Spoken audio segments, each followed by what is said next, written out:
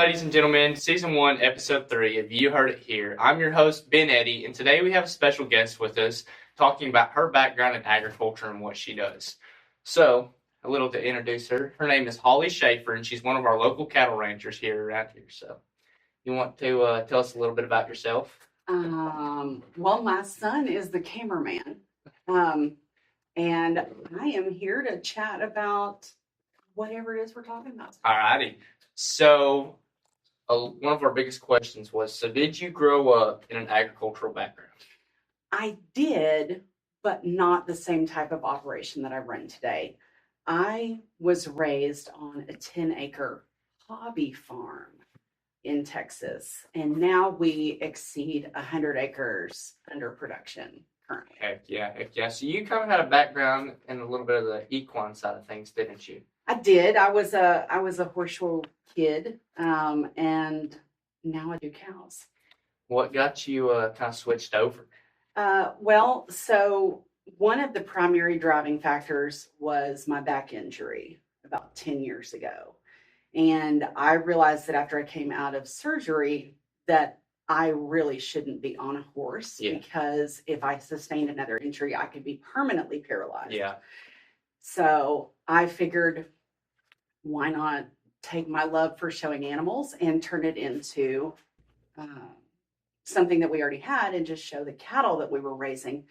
So we changed over from production style cattle to show cattle, and that allowed me to stay on my feet. Absolutely. And stay off of the back of a horse, and I could still do all of the things that I love and help other kids also.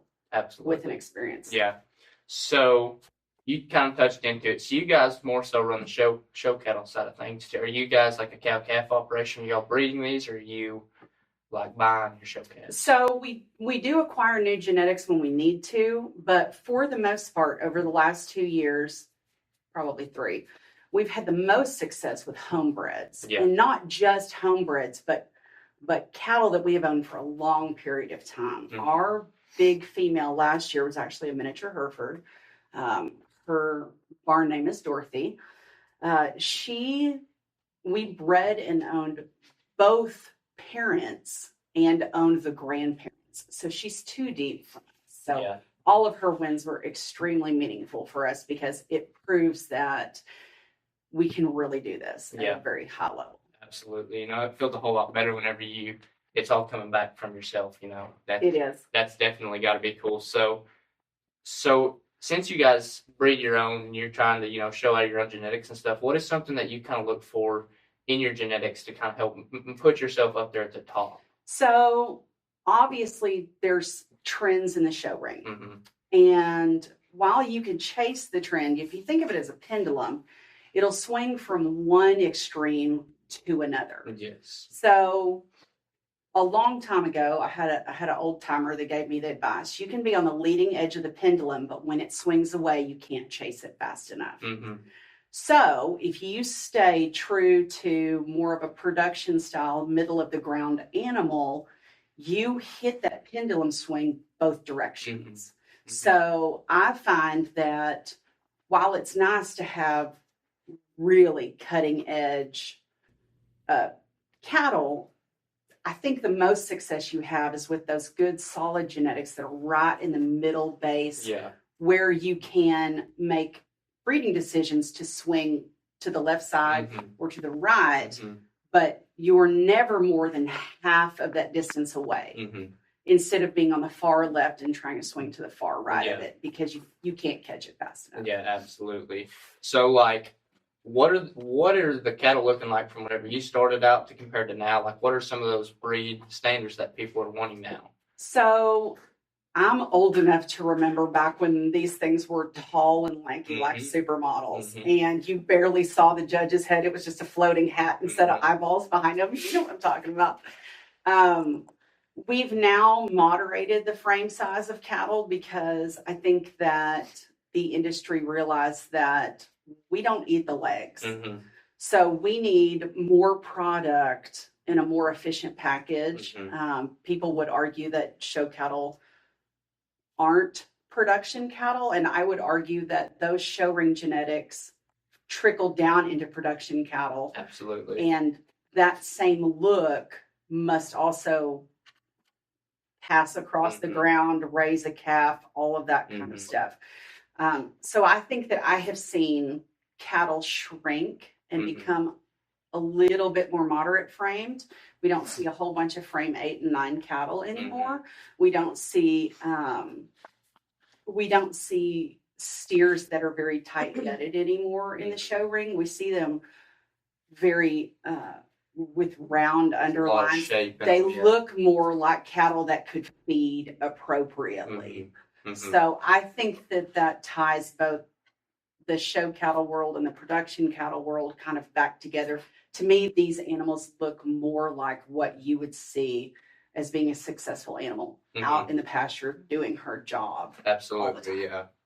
So y'all's ranch brand is H&R Ranch. So how did H&R Ranch come into play? So often people think that because my husband's name is Ryan or my son's name is Royce, that H&R is Holly and one of my boys. It's not. My brother's name is Rusty. Okay. So my parents started it out as Holly and Rusty. So I just let people think what they want to think now. Yeah. But it's not my husband and it is not my son. Although maybe eventually one day it will be Royce's brand to take over. But it actually was named a long time ago from both my name and my brother's name. That's awesome. So is your brother still kind of around here doing stuff, or is he kind of far off? So he's not. He followed the family legacy of education, and he teaches electronics and mechatronics down at Dallas County Community College, the Eastfield campus. I think it's now called Dallas College. But he runs the electronics and telecommunications and mechatronics program down there. And that's where Royce goes down and takes college courses in the summertime. Yeah. So awesome. So is H&R Ranch just based out of Ardmore, or is there other locations? So no, we do still have the original 10-acre home base down in Heath, Texas, which is just east of Dallas, just south of Rockwall and north of Forney, like a little tiny freckle on the map. They are actually one of the only ranches still in operation there, and we use it as a remote breeding location. So we call it our bull stud. Our customers in North Texas can actually bring their females in there and breed the bull of their choice that is a walking sire there. And that allows them to access our genetics closer to where they live, so they don't have to come all the way up here to Ardmore. But if they want to come up here to Ardmore, then they can access all of our other bulls. So how many bulls do you guys have right now? Too many. A lot of. I think we're sitting somewhere between 8 and 12. Is that correct? I want to say there's 12. I think there's probably. I want to say if there's 12. So what else can you guys do? So do y'all like sell semen off your bulls, or do you just do live cover on them?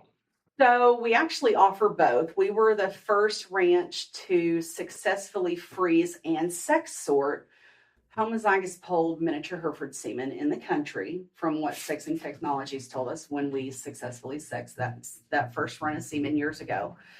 So we actually have a bull battery that is on our website that you can purchase frozen semen from.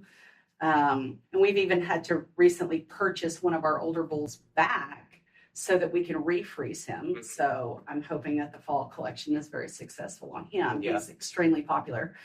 But we offer genetics that are very broad in their base so that people can take their females and mate them based on their goals with a wide variety of bulls so that they can get the calves that they need to do what they want. We don't have any black Hereford semen yet, but I have a feeling within the next 2 years that possibly will change. So you guys do more just mini Hereford. What all breeds do you have there? So we have miniature Herefords. We have classic Herefords, which are the ultra moderate framed animals that kind of exist in the frame score between miniature Herefords and big frame Herefords. We do have some big frame Herefords, and then we have miniature black Herefords, classic black Herefords, and then full frame black Herefords. Heck yeah. So there's not very many of those mini black Herefords, is there? No, there's a larger location down in Texas that breeds them.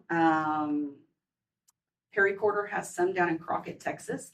I helped him successfully miniaturize his black Hereford, a portion of his black Hereford herd, so that he could basically create his own section of the breed. Mm-hmm. Those animals are in very high demand. Mm-hmm.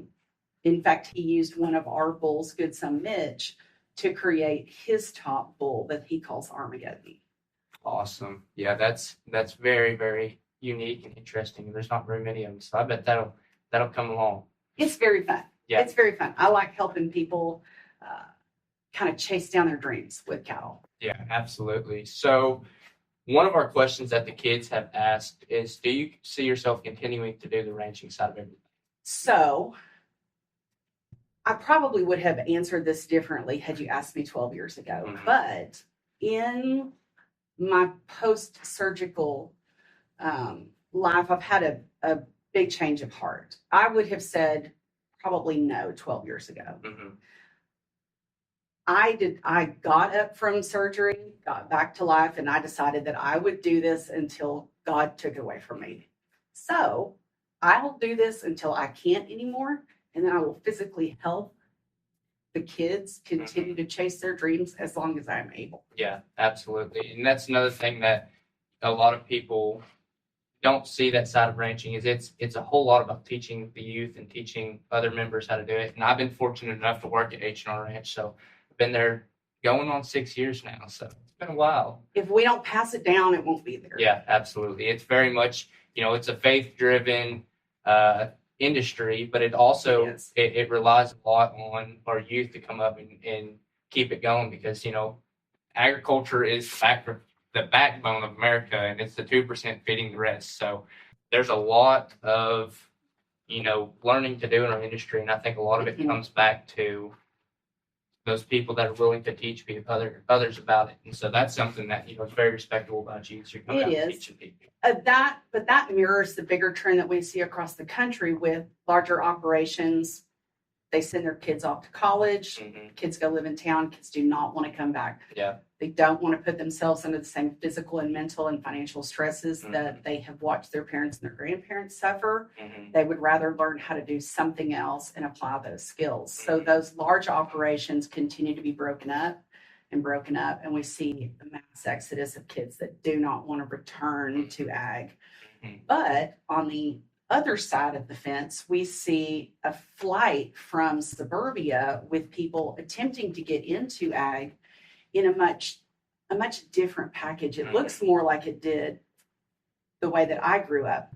These 10, 15, 20 acre tracts, sometimes up to 40.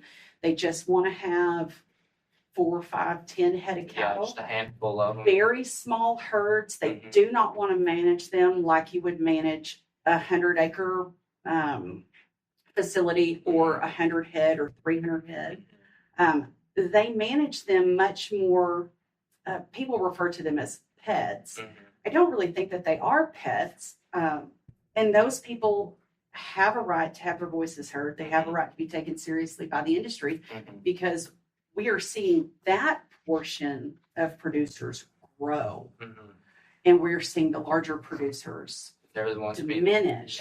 So I think we are witnessing a shift towards smaller, really targeted operations with what their goals are. Mm-hmm. Yeah, and I think it's important that we respect those people, because if you push them out, then that goes back to the children. You push them out, and eventually our industry's gone. Absolutely. And if we ignore small producers, what you're left with is giant corporations taking over everything, and then eventually it's gone. We won't have a voice. Yeah, and that's what I think ranchers are so important in today's society, especially with the cost side of everything. It's expensive to get into. It's an expensive lifestyle, but at the end of the day, it has to be done, or else we don't eat. We have to feed people. So that's definitely something that has to be done. So absolutely. So let me think. Some of our other questions we have. So were you in FFA whenever you were younger? So I was in FFA, and I was also active in 4-H. In Texas, you could be active in both. So okay. I was actually my 4-H president because you can do 4-H all the way through high school. Mm-hmm. You do not have to exit 4-H to enter FFA. Okay. So I stayed in 4-H a little longer because the structure there favored horses at the time. And remember, I was a horse show kid. Mm-hmm. But I did participate in the FFA structure of my high school. And I do actually have, I think it was equine science on my high school transcript. Okay. So did you go to college to do something through agriculture? So I did not. My dad had 2 rules. I had to graduate and my name had to be on my diploma. I could not get married while I was in college. Yeah. So because I did not think I was going to end up in ag, Mm-hmm. I chased what I thought was the easiest, most efficient path for me in college. And I have an associate's degree from the Dallas Community College District. And then I went to OSU where I majored in chemistry and minored in mathematics. So how has like chemistry helped you in the ag industry? So I really think that it has helped because I get calls from veterinarians and they want to know about chemicals, like ag chemicals and their application and that kind of stuff. At times I've had to say, you need to call poison control and not me. Yeah. But understanding how things interact, my husband is in medicine. So I think that also helps tie everything together and just a greater understanding of how tiny little things can affect greater outcomes.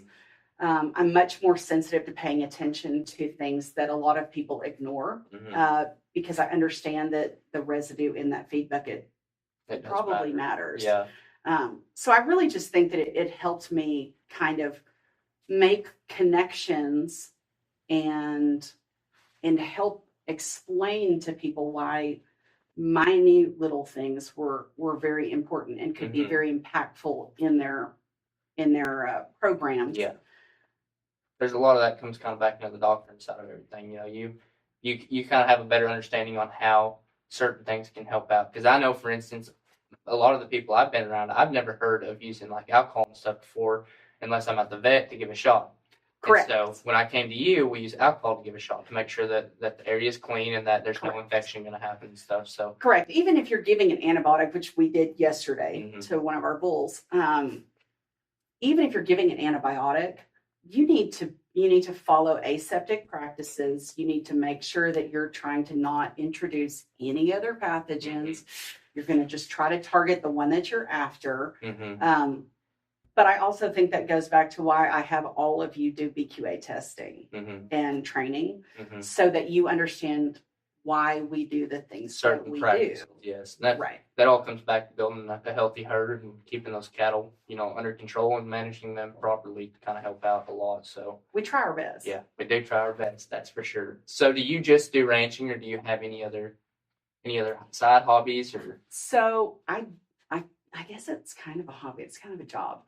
During COVID, when the supply chain broke down and big medical manufacturers stopped allowing small clinics to purchase medical supplies. Everything was locked down to hospital and hospital affiliated clinics because that's where they thought they were going to see the greatest flood of patients that were in critical need. So my husband, having his own independent clinic, started to end up with rationed items. They couldn't just order things because they had an allotment and you could only get a certain amount. Me being bored and having a wild imagination and not liking it when people tell me no, I decided that on one of the trips to the vet clinic, I noticed they didn't have any problems. All their shelves were stocked and they had not had any allotments or restrictions on their ordering. Yet it was the same exact items that I could see in our lab at our clinic. Brand, size, everything. Took pictures of lot numbers, everything. Realized vets were not being restricted on what they could order. that didn't make sense to me. Yeah. So I started a vet supply company, a vet lab and supply company, so that I could order those same things in and then make sure that our medical friends had everything that they needed and took care of local ranchers because they also were having problems finding stuff. So I just wanted everybody to be able to take care of stuff. I sell things at wholesale prices to almost everybody. In fact, local FFA and 4-H groups, I will sell at cost to, so that they can give prizes at their shows and their functions and stuff, because I think we're doing this for kids. Started looking into blood pregnancy tests, which we have done a lot of. We do a lot of them. We sell somewhere north of 8,000 to 10,000 tests a year. Which I think is really good. Really goes back to helping those small ranchers over here that they can't afford a $250 on-call fee to go and test 2 females. But for less than $20 a head, we can tell them if it's pregnant or not. And they can do it on their farm, shoot side. I'll teach them how to draw the blood, and 20 minutes later, they will have an answer. Which is critical, especially, on our embryo recips and our AI cows. So I do all of that stuff on the side, and I take the profits from that and I give back to local breed association, junior nationals that we're involved with, our local FFA chapter, and anywhere else that I see that there's a need for it. So with you starting a business, what were some of the setbacks that kind of got you into it? So obviously starting a business during COVID seemed really insane. Because everything that we had to do and file through the state or paperwork at the accountant's office or legal filings, paperwork at the bank to get everything started, everything had to basically be done remote. Because remember, if you got within 6 feet of somebody, the entire world was going to unzip. We were all going to die, which didn't happen. So doing all of that with all of the restrictions that were in place seemed to be just very, very tough, foreign to me, and much harder than it should have been. But there was also a lot of businesses that started during COVID that are successful because it identified very specific areas that nobody had ever identified before that needed help, and there was a business for it. So, say I want to start a business. What is some advice that you could give me to be able to help me achieve that? So there's 2 people that you need to be really good friends with, and they need to be people that you can contact, ask questions. There are no dumb questions, all that kind of stuff. The first is you need to find an accountant, and I don't necessarily mean a CPA. They need to be somebody that understands accounting and understands business cash flow and how taxes work, because accountants will either help you grow your business or give it all away.